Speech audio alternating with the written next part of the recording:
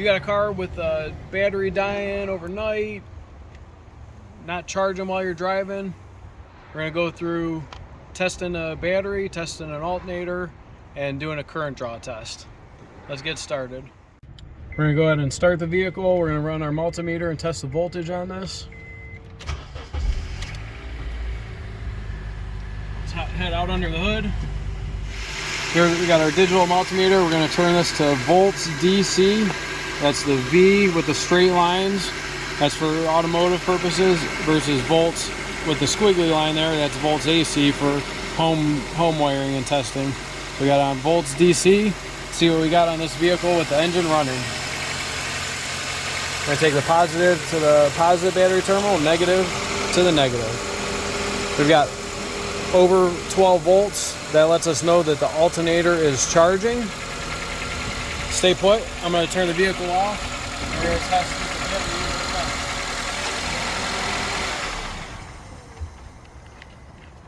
with the battery off.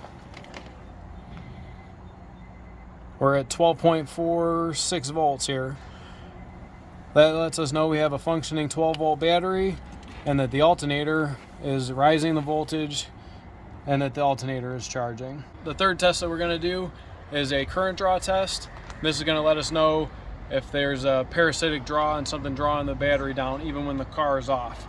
All cars do typically 50 milliamps, so we're looking for draws above 50 milliamps, and we may troubleshoot that deeper into the car.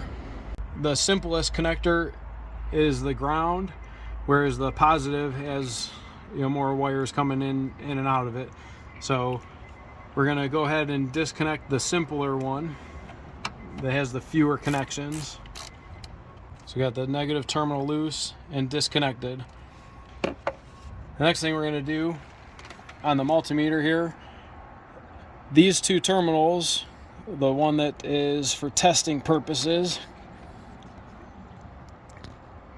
we need to take this over to the one that says max 10 amp fuse with the big A. This is for amp draw. When we put this on here,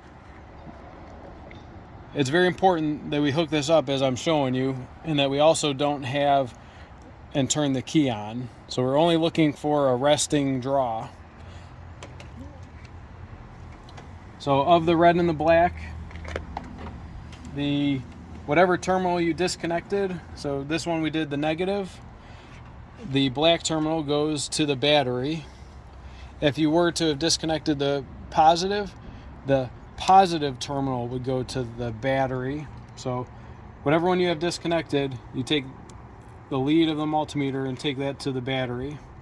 And then the disconnected terminal, we're going to touch the red to that. And right now I can hear the door chime inside. Our doors are open. So one thing we need to do also here is close the door to get our number. We're also going to turn our multimeter. Can you see this? Yeah, we're going to turn our multimeter to the milliamps. A quick mention while doing a current draw test, we're trying to measure parasitic draws, so doors can't be open, and like things that would turn on dome lights or keep a car awake. We want the car to go asleep and be at the lowest draw possible. If you need to work on the car and have the doors open, just go ahead and take a screwdriver and latch the door. Let me show you that real quick. So if you are looking to have a door open while working on this, like maybe you want to keep access to a fuse panel,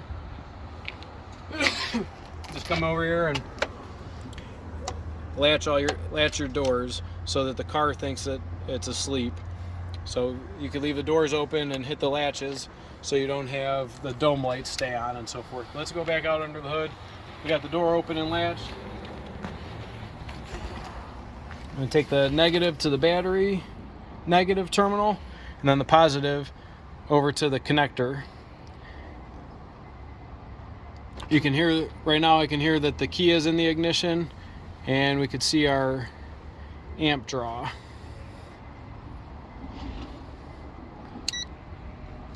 So right now on the multimeter we've got 1.3 amps, and that's on amps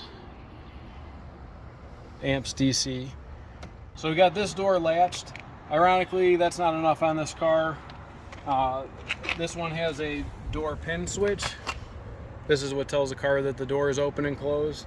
So if you really need to have the doors open while working on it, go ahead and take the screw out and unplug your pin switch, and then that'll let you work on the car while having the door open and be able to properly test.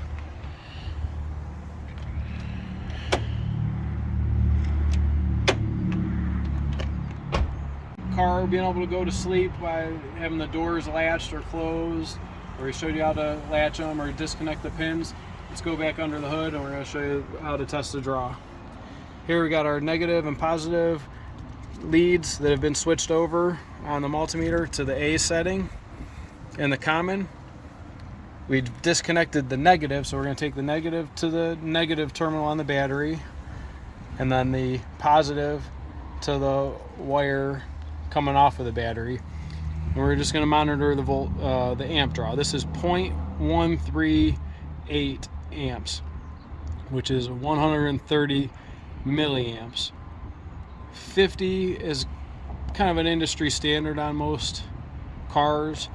This, after about 10 seconds, has dropped down to 0.016, which is 16 milliamps. This car has nothing staying on and nothing keeping anything awake. If that number showed 0.05 or higher, we may do a little more research and figure out what is standard for this car.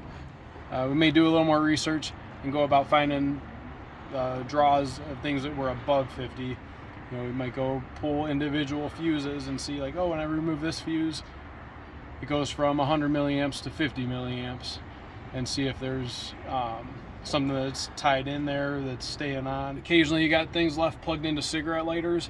Your USB chargers and cigarette ports can be parasitic draw points. So if you're troubleshooting a dead battery, make sure you're not leaving things plugged in overnight. Unplug cigarette plugs that might charge your Garmin or your cell phone, because those can stay on and can pull, 100 or 200 milliamps, which is above the standard on any vehicle. So that's a quick rundown on using a multimeter to test a battery, test an alternator, and get the milliamp draw on your vehicle to know where you stand. I hope this works well for you. If you have any questions, just ask and we're there to help. Quick mention, when you're done, make sure you reset your multimeter. Everyone that grabs a multimeter is expecting to test voltage and things first, and we just put it to the amp draw setting. Right now, if you would hook this up to a battery, it would blow the fuse in the unit. It has to be hooked up the way we just tested it when it's plugged in this way. So when you're done, go ahead and, for the sake of yourself or anyone else using the equipment, move this back over to the testing port on the right of most multimeters. So otherwise you'll fry out the meter for the next person, and shut her down.